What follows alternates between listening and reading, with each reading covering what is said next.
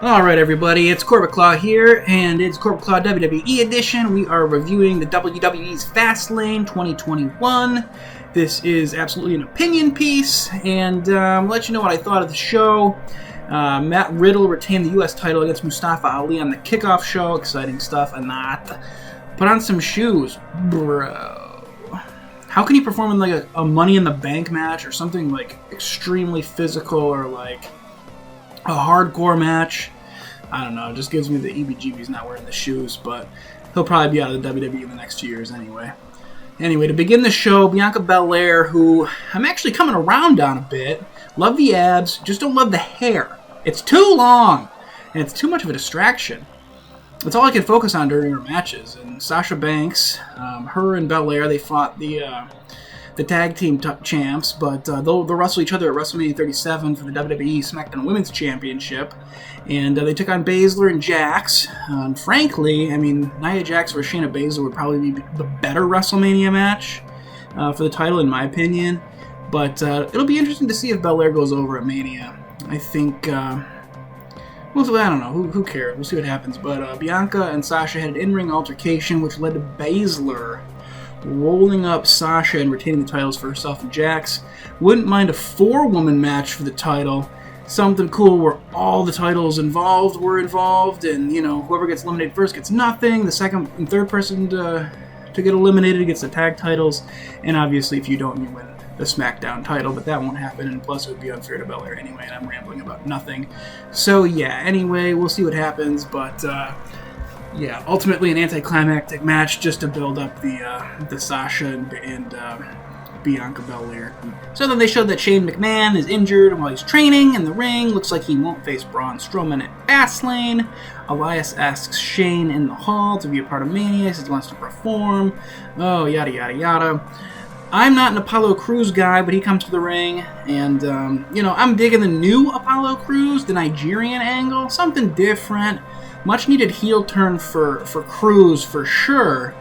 You know, he's taking on Big E at Fastlane here for the Intercontinental title, and Big E's never been better at this point. You know, something interesting that I'd like to see is a sort of free bird, you know, rule with the Intercontinental title where you need to have, you know, Kofi or Xavier Woods defend it for Big E if he's injured, or Kofi gets injured, or they try to get Woods over, or yada yada yada. But I don't know if that's ever happened with those guys before for a singles title. It was a good idea maybe for Kofi's WWE title, but certainly Xavier Woods wasn't at that point yet at all.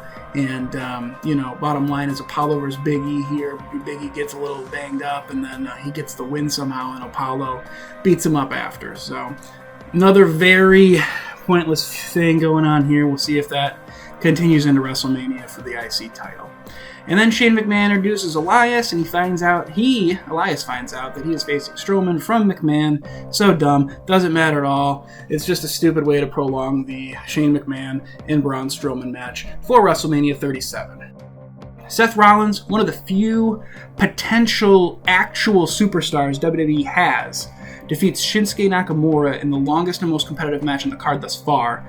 But did anyone really care about this? Very good contest. Both performers' entrances are absolutely sick. Both are incredible performers. I think a lot goes into the entrances that actually work and are working and then grab your attention, you know, in sort of a superficial, you know, performance way about the WWE. But, you know, sort of a frustrating time watching Seth Rollins over the last year or so. He's been in a strange spot. After AOP had, you know, the injury, and that kind of threw a wrench in the Rollins stable plans. But, you know, they could have put him as the leader of Retribution, for example, and that group would be way stronger and not a laughing point at this point about to break up. But, you know, anyway, by the way, I mean, Shinsuke Nakamura, if he does get to the next level, I think the only way he does get to the next level, say WWE Champion, for example, is if Vince needs the Japan market to sign up for Peacock. So, Drew McIntyre versus Sheamus. What does it say about this one? If Cesaro doesn't get over in singles, the bar needs to reunite. Fans love this one as a match, though. McIntyre blue war paint was cool. You know, Scottish, Irish, you know, 20 years in the making. A Claymore ended the match, but did it end the feud? Is my question.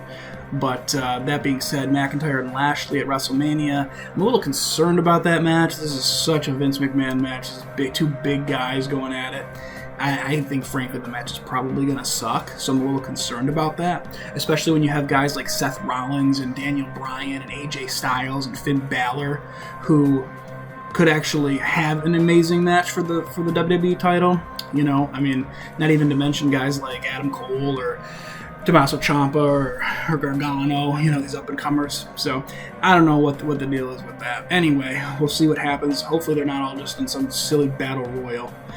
Alexa Bliss beats Randy Orton by making lightning come out of her hands, fireballs, equipment fall from the rafters or the ceiling of the rig or whatever it's on.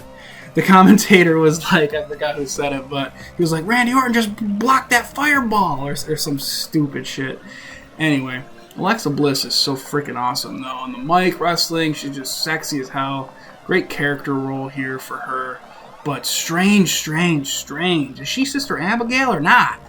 Will we ever find out? Mania? I don't know, you know? I mean, but the Fiend comes back with a new look from under the ring, delivers an Abigail to Orton, and then the most sexual pinfall I've ever seen by Bliss mounts Orton for well longer than the 3 count. I went directly to Twitter to see the comments people were saying about it, and I had a good laugh. But, you know, I like the Fiend stuff. I do. I think it's time for WWE to get back to, you know, making him sort of that unbeatable character and see what happens. But they need to get away from those pre-filmed Funhouse matches, man. I think the tape matches are lame.